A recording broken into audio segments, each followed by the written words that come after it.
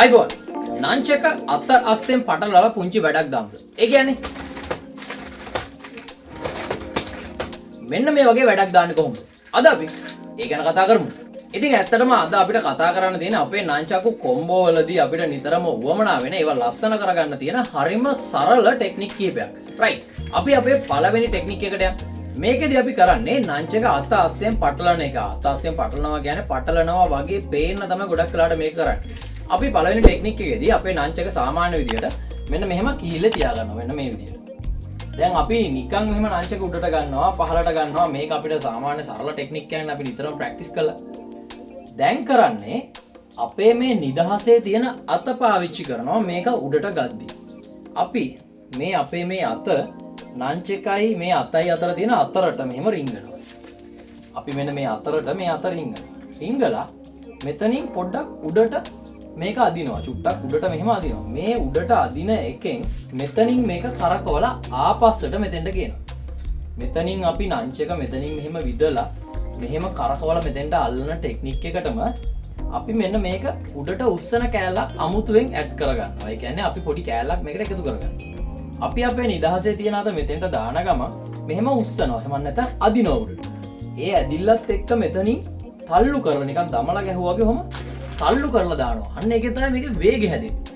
අපි නෝමලි මේ අදින එක මෙතනින් නිකන් නංචකේ පවර් එකෙන් නැත්නම් අනිත් අල්ලන් ඉන්න අතේ පවර් එකටත් වඩා මේ උස්සපු අතෙන් නිකන් මෙතනින් තල්ලු කරලා දැම්මා වගේ කරනවා. ඒකට මේකෙන් එන පවර් එකත් එකතු කරාම මේක හරි ස්පීඩ් එනවා. මෙතන ඉඳලා මෙන්න මේ විදිහට ගන්නවා. මෙතනින් දැම්මා මේක මෙහෙම කරකවලා ආපස්සට මෙතෙන්ට අල්ලගත්තා.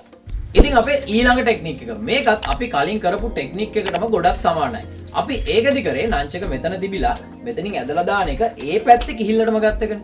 දැන් කරන්නේ මේක අනිත් පැත්තට ගන්න එක. මේක කරන්න කලින් අපි සාමාන්‍යයෙන් නංචක මෙහෙම කරකවලා දාලා අල්ලන් ඉන්න පැත්තටම සෙට් කරගන්න ඕනේ. يعني නංචක මෙහෙම දාලා මේ පැත්තටම සෙට් කරගන්න ඕනේ. මේකෙදි අපි නංචක මෙහෙම දාලා මේ කැරකෙන එකෙන් මෙතෙන්ට නැතුව විරුද්ධ පැත්තට අරන් ගිහලා සෙට් කරගන්නවා.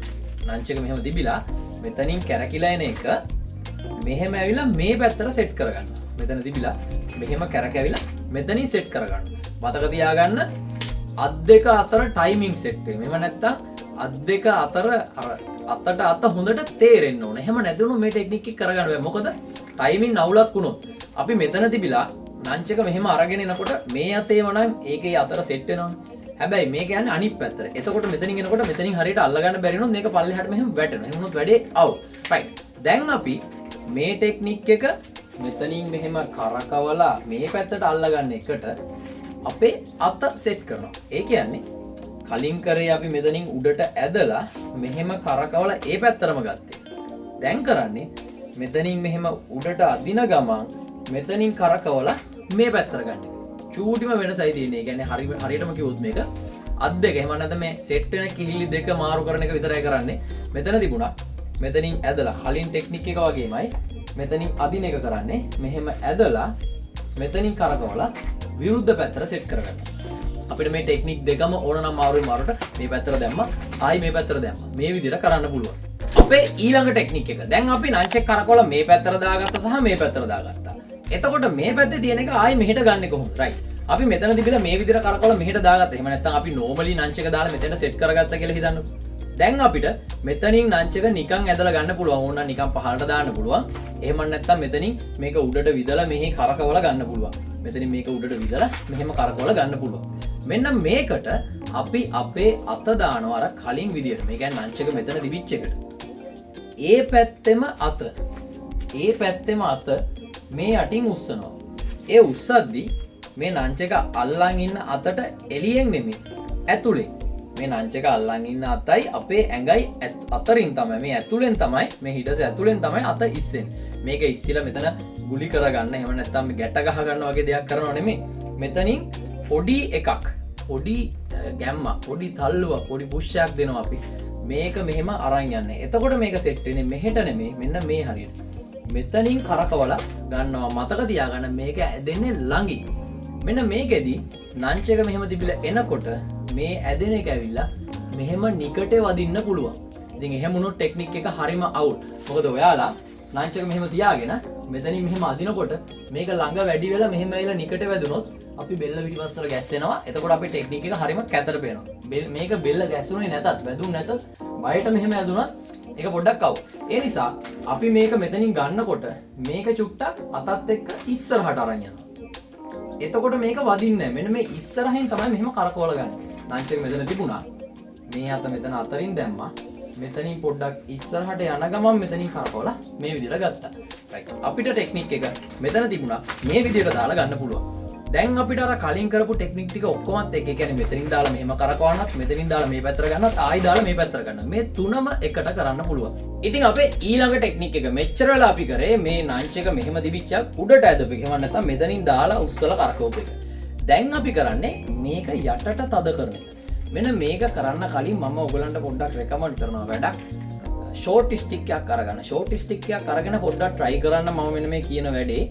මේකෙන් ඔයාලා ෂෝට් ස්ටික් ට්‍රේනින් කරන්න හිතාගෙන ඉන්නවනම් ඒ ස්කිල් එකත් එහෙම නැත්නම් ඒ හැකියාවත් පොඩ්ඩක් වර්ධනය වෙනවා. මෙන්න මේ නංචකු ටෙක්නික් එක කරන්න කලින් ඔයාලා ෂෝට් ස්ටික් එකෙන් මෙන්න මේ පොඩි ට්‍රික් ටික කරොත්. හරි අපි මේ ටෙක්නික් එක ෂෝට් ස්ටික් එකෙන් කරලා බලමු. ගොඩක් අය ෂෝට් ස්ටික් එක ගැන අහනවා කොහොමද හදාගන්නේ කියලා. ඉතින් මේ තියෙන්නේ නම් වේ වැලක්. ඔයගොල්ලන්ට වේ වැලක් හොයාගන්න බැරි නම් ඔයාලට පුළුවන් අඩුම තරමේ ස්ලෝම් බටයක් හරි ඔයාලගේ වැඩේට ගැලපෙන විදිහට හදාගෙන ඔයාලගේ ටෙක්නික් ටික ප්‍රැක්ටිස් කරගන්න. රයිට්. අපි ස්ටික් එක මෙහෙම අල්ල ගන්නවා. සමහර විට ඔයාලා දැකලා ඇති හරක් බලන අය එහෙම ටිකක් එයාලගේ කෙවිත වෙන මේ විදිහට ගහගෙන යනවා. මේ විදිහට. එහෙම නැත්නම් ඕගොල්ලන් දැකලා ඇති සමහරක් විට ඔය ෆිල්ම් වල එහෙම පරණ ෆිල්ම් වල එහෙම වතු කංකානම් මහත්තුරු මෙන්න මේ විදිහට ස්ටික් එක ගහන් යනවා. ඉතින් මෙන්න මේ විදිහට තමයි මේකෙදි අපි ස්ටික් එක තියාගෙන ඉන්නේ. මෙහෙම තියාගෙන ඉඳලා මෙතනින් පොඩ්ඩක් පල්ලෙහාට මෙහෙම තද කරනවා. මෙන්න මේක තද කරනවා කියන්නේ බර දානවා නෙවෙයි නිකන් පල්ලෙහාට මෙහෙම යවනවා. ඒ යවනකොට මේ අත දිගේ මෙහෙම ස්ටික් එක එන්න දෙනවා. මෙහෙම එන්න දීලා මෙතනින් පොඩ්ඩක් අපි චුට්ටක් මෙහෙම එළියට ආවා. මෙතනින් චුට්ටක් එළියට ආවා වගේ ඇවිල්ලා මෙහෙම ස්ටික් එක ගන්නවා. මේක ඇත්තටම කාලි. ඒ කියන්නේ එක්ස්ට්‍රීමා වගේ සටන් කලාවල් වල නිතර පාවිච්චි වෙන ක්‍රමයක්. ඉතින් ඒක ඇසුරෙන් හදාගත්ත දෙයක් තමයි මම මේ නංචකු ට්‍රේනින් කරන්න පහසු වෙන්න තමයි මම මේ කෑල්ල එකතු කරගත්තේ. මෙහෙම තිබිලා මෙතනින් මෙහෙම දාලා මෙහෙම අරගෙන මෙන්න මේ විදිහට ගත්තා. ඉතින් ඔයාලා ෂෝට් ස්ටික් ට්‍රේනින් කරනවා නම් ඔයගලන්ට මේක වැදගත් වෙයි. ඒකට සහ නංචකු ට්‍රේනින් කියන දෙකටම. ඔයාලට තියෙන්නේ මෙහෙම තියෙන ස්ටික් එක මෙතනින් තද කරන ගම මෙන්න මේ විදිහට අරගෙන ඇවිල්ලා මෙතනින් මෙහෙම ගේන්න. මෙන්න මේක ප්‍රැක්ටිස් කරාම අපිට නංච එක මේ මාර්ගෙ ගේන්න හරිම ලේසි. ඉතින් අපි ෂෝට් ස්ටික් එකෙන් කරපු ටෙක්නික් එකට නංච එක ආදේශ කරනවා. ඒ කියන්නේ මේක හරිම සරල වැඩක්. අපි නංච එක මේ විදිහට තියාගත්තා. තියාගෙන අපි කලින් නම් මෙතනින් උඩට ඇද්දගෙන කරේ. දැන් අර ෂෝට් ස්ටික් එකේදී වගේ මෙතනින් පොඩ්ඩක් මෙහෙම තද කරනවා. තද කරද්දි මතක තියාගන්න මේක ඇවිල්ලා මෙතෙන්ට සෙට් වෙන්න දෙන්න බෑ මේ අතට. එතකොට මේ දෙක පැටලෙනවා. මේක අතරින් යන්න ඕන. අපි වැඩේ කරද්දි. එතකොට මෙතනින් පොඩ්ඩක් ඉස්සෙන්න ඕන. මෙන්න මේකෙන් දෙන සපෝට් එක තියෙන්න ඕන මේ විදිහට උස්සලා. මෙහෙම තියලා මෙතනින් මේක දාන ගමන් මේක මේ විදිහට ඇවිල්ලා මෙහෙන් ගහලා මේ පැත්තට ගේන්න පුළුවන්. එහෙම නැත්නම් උඩින් කරකවලා ගන්න පුළුවන්. අපි මෙතන ඉඳලා ගන්න එක ගේන පාර තමයි අර කලින් ෂෝට් ස්ටික් එක අරන් ගියා වගේ මෙතනින් තද කරනවත් එක්ක මෙන්න මේ විදිහට අරන් යනවා. මතක තියාගන්න නංච් එක ටිකක් අත දිගේ වගේ ඇවිල්ලා ආවම හරි ලස්සනයි. ඕනට වඩා උස්සන්න එපා. ඒ කියන්නේ මෙතනින් මෙහෙම උඩ ඉස්සුවොත් ගොඩක් උඩ ඉස්සුවොත් සමහරට ඔයාලට මෙතනින් උඩ පේන්නේ නැතුව ඇති. ඉතින් ඇත්තටම මෙහෙ ගොඩාක් උඩ ඉස්සුවොත් ඒක ඇති වැඩක් නැහැ. ඒ වගේම ගොඩක් පහත් කරොත් ඒ කියන්නේ මෙන්න මෙහෙන් ගත්තොත් මෙහෙ ඇවිල්ලා වදිනවා. එතකොට මේක හරියට ගන්න බෑ. ඒ කියන්නේ මේක මෙන්න මෙතනින් එන විදියට ආවම හරි ලස්සනයි. අපි මෙහෙම තිබුණා මෙතනින් තද කරා. මෙතනින් මේ පැත්තට දැම්මත් කමක් නැහැ. ඉතින් මම නම් ගොඩක් වෙලාවට මෙන්න මේ විදිහට තමයි අත අරන් යන්නේ. ඒක හරිම හැඩයි කියලා මට හිතෙනවා. මෙහෙම තියලා මෙතනින් මේක ප්‍රෙස් කරනවත් එක්කම මෙතනින් මේක ගලවලා මෙහෙම ගෙනල්ලා මේ පැත්තට ගත්තා. අංශකෙම තිබුණා. මෙතන ඉඳලා මෙතනින් තද කරනවා. මේ විදිහට ගෙනල්ලා මෙහෙට දාලා නවත්ත ගන්න පුළුවන්. ඉතින් අපි මොන හරි ටෙක්නික් එකක් කරනකොට අපිට මෙතනින් මේ විදිහට නංචක ගේන්න පුළුවන්. ඉතින් මේ ටෙක්නික් එකම අනිත් පැත්තටත් කරන්න පුළුවන්. ඒ කියන්නේ නංචක මේ පැත්තේ තියෙනව නෙමෙයි නංචක මෙතන තියෙනකොටත් මේක කරන්න පුළුවන්. හැබැයි ඒකෙදිත් අර අපි කලින් ටෙක්නික් එක කරද්දී වගේ ටිකක් මෙතන කොටයි. කියන්නේ අස්ස වැඩි. එතකොට මේ පැත්තේ කරා තරම්ම ලස්සනට පේන්නේ නැහැ. නමුත් අපිට මේ පැත්තේ නංචක තියෙන වෙලාවක මේ අත ඔය විදිහටම උඩින් මෙහෙම පටලවන්න පුළුවන්. මෙහෙම උඩින්. මේක හරි චූටි ඉඩක් තියෙන්නේ. මෙහෙම පටලවනකොටම මෙතනින් ගැලවෙනවා කොහොමද? අපි නංචක මෙතන තිබිච්ච අත මෙතනින් මෙහෙම පටලවනකොට ඉබේම මෙතනින් ගැලවෙනවා. එතකොට ඒක ගෙනල්ලා මේ විදිහට ගන්නයි තියෙන්නේ. අපි නංචක මේ පැත්තේ තිබිච්ච වෙලාවක නම් මෙතනින් මේක මෙහෙට දානකොටම මෙතනින් ගිහිල්ලා ගාවෙන් ගැලවෙනවා. මොකද මේක හරියට දාන්න නම් මේ වැලමිට උස්සන්න ඕන. මෙහෙම දාලා මෙතනින් ගෙනල්ලා අපිට අපේ ටෙක්නික් එක ඉවර කරන්න පුළුවන්. ඉතින් මේ ටෙක්නික් වලින් කොම්බෝ එකක් කරන්නේ කොහොමද? මම මේකට පුංචි සරලම අදහසක් දෙන්නම්. මේකෙන් ඔයාලට ඔයාලගම කියලා කොම්බෝ එකක් නිර්මාණය කරගන්න පුළුවන්. රයිට්. අපිට පුළුවන් අපි මේ කරපු ටෙක්නික් දෙකක් විතර එකට එකතු කරන්න. උදාහරණයක් විදිහට මම නංච් එක මේ විදිහට තියාගෙන අපි ඉස්සෙල්ලම කරපු ටෙක්නික් එක කරනවා. මෙතනින් දාන ගමන් නංච් එක මෙහෙම ඉඳලා මෙතනින් දාන ගමන් මෙතනින් කරකවල ගන්නවා. ඒ එන සැනින්ම ආයි අත උඩින් මෙහෙම තියලා මේක මේ පැත්තෙන් ඔහොම කරකවලා ඉල මේ ඉන්නට දාලා ආයි මෙතෙන්ට දාලා උඩට දාලා නවත්තනවා. මෙතන තිබිලා මෙතනින් කරකවලා මෙතෙන්ට දැම්ම ආයි මෙහෙන් අරගෙන මේ විදිහට දැම්ම.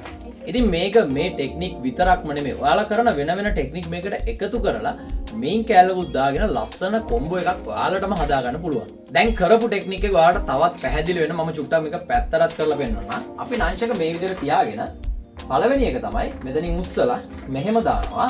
එනකොටම ආයි අත උඩින් තියලා මෙහෙන් ඇදලා මේ පැත්තට දාලා මේ පැත්තට දාලා මෙතෙන්ට දාලා නවත්තනවා.